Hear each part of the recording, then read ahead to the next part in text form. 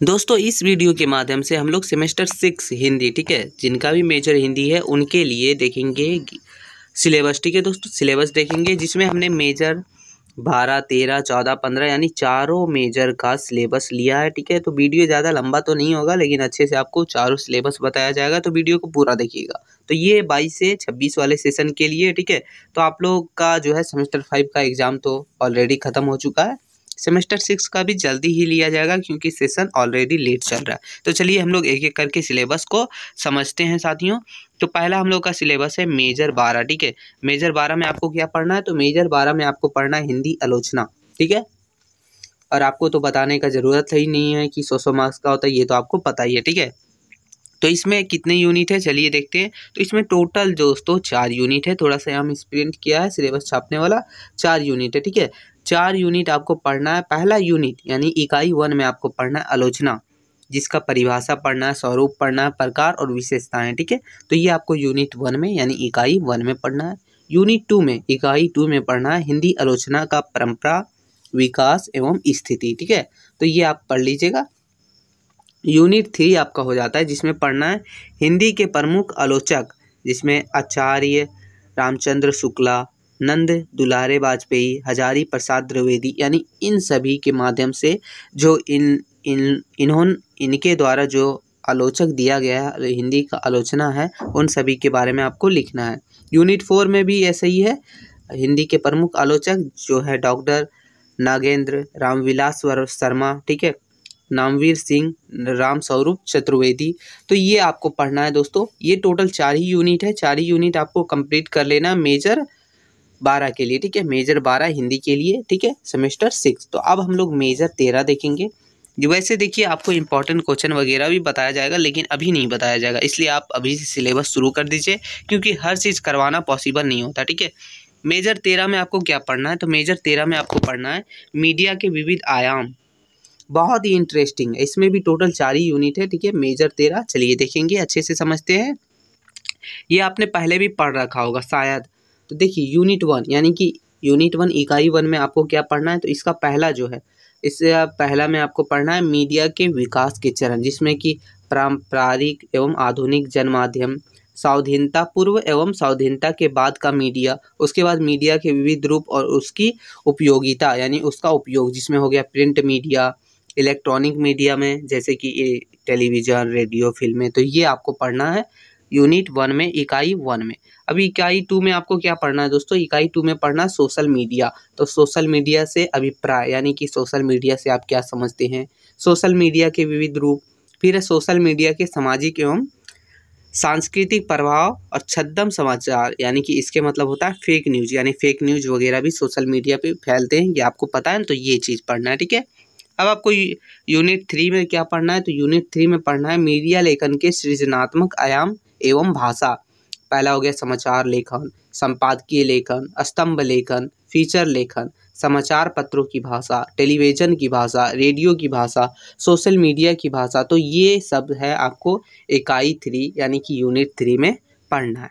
तो समझ गए होंगे। अब हम लोग देखेंगे इकाई 4 यानी कि यूनिट 4। ये थोड़ा छोटा है बट उतना भी छोटा नहीं है, ठीक है। तो आप ये मत सोचिएगा हल्का है, ठीक है। तो जिसमें आपको विज्ञापन, इसकी अवधारणा और स्वरूप पढ़ना है। सबसे पहला आपको पढ़ना है विज्ञापन के उद्देश्य एवं महत्व, फिर है विज्ञापन के विविध पक्ष एवं आयाम। तो ये आपको टोटल 4, ठीक है दोस्तों, टोटल 4 यूनिट आपको पढ़ना है मेजर 13 में, ठीक है। अब मेजर 14 की तरफ हम लोग देखते हैं। तो मेजर 14 में क्या है चलिए देखेंगे, अच्छे से समझेंगे साथियों। तो दोस्तों देखिए मेजर 14 में जो आपको पढ़ना है वो पढ़ना है प्रयोजन मूलक हिंदी, ठीक है। प्रयोजन मूलक हिंदी पढ़ना है मेजर 14 में। तो चलिए मेजर 14 देखते हैं कि आखिर इसमें क्या क्या पढ़ना है। तो इसमें कितने यूनिट है? तो पहला यूनिट हो जाता है, पहला यूनिट में टोटल 2 है, ठीक है। जिसमें पहला हो जाता है कि प्रयोजन मूलक हिंदी की अवधारणा एवं संभावनाएं। तो इसमें आपको पढ़ना है प्रयोजन मूलक हिंदी की इससे अभिप्राय एवं विशेषता पढ़ना है। फिर पढ़ना है प्रयोजन मूलक हिंदी एवं साहित्य हिंदी में अंतर। फिर है रोजगार के क्षेत्र में प्रयोजन मूलक हिंदी की सब संभावनाएं। तो ये आपको पढ़ना है, ठीक है। यूनिट 1 का पहला है। यूनिट 1 का दूसरा है कि प्रयोजन मूलक हिंदी प्रयुक्ति एवं क्षेत्र, कार्यालयी हिंदी, तकनीकी हिंदी, व्यावसायिक हिंदी, संचार माध्यम की हिंदी। तो ये आपको पढ़ना है यूनिट 1 का दूसरा। फिर हो गया इकाई 2 यानी कि यूनिट 2, जिसमें आपको पढ़ना है कंप्यूटर की हिंदी। फिर है परिभाषिक शब्दावली का अर्थ एवं स्वरूप, जिसमें आपको 100 परिभाषिक शब्द को भी क्लियर करना है। तो ये आपको पढ़ना है साथियों। इकाई 3 यानी कि यूनिट 3 में आपको पढ़ना है पत्र लेखन। पत्र लेखन में सरकारी पत्र लेखन, फिर है अर्ध सरकारी पत्र लेखन, व्यावसायिक पत्र लेखन। तो ये आपको पढ़ना है यूनिट 3 में, ठीक है। फिर हो गया इसी में आपको पढ़ना है यूनिट 3 में ही अगला है जनसंचार माध्यमों के लिए लेखन, जिसमें कि जनसंचार की परिभाषा, विज्ञापन की परिभाषा, विज्ञापन लेखन के तत्व, समाचार की परिभाषा, उद्घोषणा लेखन। तो ये आपको पढ़ना है यूनिट 3 में टोटल, ठीक है। तो यूनिट 3 में टोटल आपको ये क्लियर करना है साथियों। यूनिट 4 हो जाता है। यूनिट 4 में आपको पढ़ना है अनुवाद। क्या पढ़ना है? अनुवाद। अनुवाद में हो जाता है प्रयोजन मूलक हिंदी के क्षेत्र में अनुवाद का महत्व। फिर है अनुवाद के प्रकार, कार्यालयी अनुवाद की समस्याएं। तो ये आपको पढ़ना है, ठीक है दोस्तों। तो ये हम लोग का था मेजर 14, ठीक है। मेजर 14 आपके लिए ये था, जिसमें आपको इसमें भी टोटल 4 ही यूनिट है, ठीक है। अब हम लोग मेजर 15 की ओर देखेंगे। मेजर 15 को अच्छे से समझेंगे कि आखिर मेजर 15 में आपको क्या क्या पढ़ना है। तो मेजर 15 में दोस्तों आपको क्या पढ़ना है? तो कहानी पढ़ना है। क्या पढ़ना है? कहानी, ठीक है। चलिए हम लोग देखते हैं, अच्छे से समझते हैं आखिर क्या क्या इसमें पढ़ना है। तो चलिए पहला हो गया, इसमें भी 4 यूनिट है दोस्तों। कितने हैं? 4 यूनिट है, जिसमें पहला यूनिट आपको पढ़ना है कि कहानी क्या है, ठीक है। कहानी की विशेषताएं, इसके तत्व, भेद, हिंदी के विभिन्न कहानी आंदोलन, यानी कि हिंदी के समय में जितने भी कहानी आंदोलन थे, इन सभी चीज़ों को आपको पढ़ना है यूनिट 1 यानी इकाई 1 में मेरे दोस्तों। अब है इकाई 2 यानी कि यूनिट 2, जिसमें बंग महिला यानी जिसको राजेंद्र बाला घोष के द्वारा लिखा गया। ये है, देखिए इधर आपका है कवि का नाम, इधर है कहानी का नाम, ठीक है। तो ये चीज़ ध्यान रखिएगा। तो दुलाई वाली जो कि लिखा गया था बंग महिला के द्वारा, तो इसके ऊपर आपको डिटेल में पढ़ना। फिर है कानों में कंगना, तो ये राजा राधिका रमन प्रसाद सिंह के द्वारा लिखा गया, ये सब कहानी है, ठीक है।